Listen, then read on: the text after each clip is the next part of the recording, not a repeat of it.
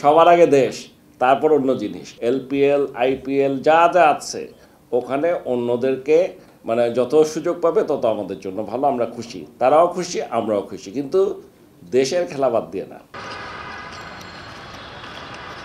Franchise ক্রিকেটের সবচেয়ে বড় আসর আইপিএল। জমজমাট এই টুর্নামেন্ট খেলতে মুখিয়ে থাকেন বিশ্বের সব নামি দামি ক্রিকেটাররা। অথচ সুযোগ পেয়েও চলমান আইপিএলে খেলতে পারেননি টাইগার পেসার তাসকিন আহমেদ। আসন্ন টি-20 বিশ্বকাপের আগে ক্রিকেটারদের ওয়ার্কলোড ম্যানেজের অজুহাত দিয়ে আইপিএল খেলার জন্য তাসকিনকে ছাড়পত্র দেয়নি বিসিবি। কিন্তু ঢাকা প্রিমিয়ার লিগ ও জিম্বাবুয়ে সিরিজের টানা ম্যাচ খেলেছেন ঢাকা এক্সপ্রেস। অথচ একই সময় বিসিবির অনাপত্তি পত্র নিয়ে ঠিকই আইপিএল খেলেছেন মুস্তাফিজুর রহমান।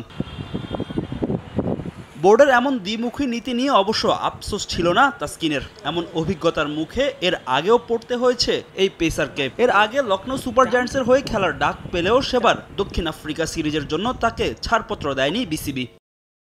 তবে আইপিএল না খেলার আক্ষেপ কিছুটা গুছতে যাচ্ছে তাসকিন আহমেদের। আসন্ন লঙ্কান প্রিমিয়ার লিগের জন্য এই স্পিডস্টারকে $50,000 দিয়ে কিনে নিয়েছে কলম্বো স্ট্রাইকার্স।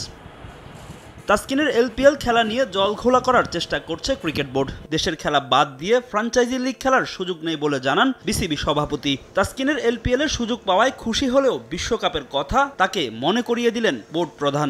বিশ্বকাপে কি করে আগে দেখে নিই, পারফরমেন্স দেখে বলবো ওর এটা বড় পাওয়া না আর কিছু। শুনেন, সবার আগে দেশ, তারপর অন্য জিনিস। আমরা চাই ওরা ওদের শ্রেষ্ঠ খেলাটা খেলুক বাংলাদেশের জন্য, প্রতিটা খেলোয়াড়, একটা কোনো প্লেয়ারের কথা বলছি না।